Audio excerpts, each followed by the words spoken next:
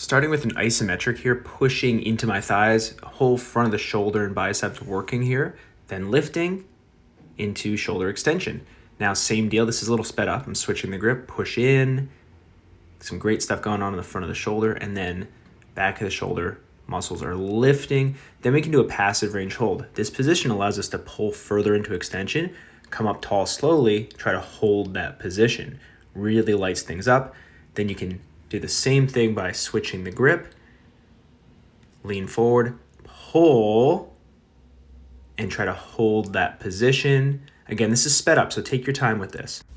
Now we're working more flexion. I'm pressing using the back side of the shoulders and the arms. Then we're slowly pulling up into flexion, shoulder flexion, trying not to move the spine or the hips or pelvis too much. Then coming back down. The whole time we're trying to break that bar, like you're trying to bend it, create lots of tension. You can switch the grip there as well. Drive into the thighs, create some nice tension. Maintain lots of tension as you're coming up. Again, this is about double speed here, so really take your time. You can build lots of tension and strength. So good.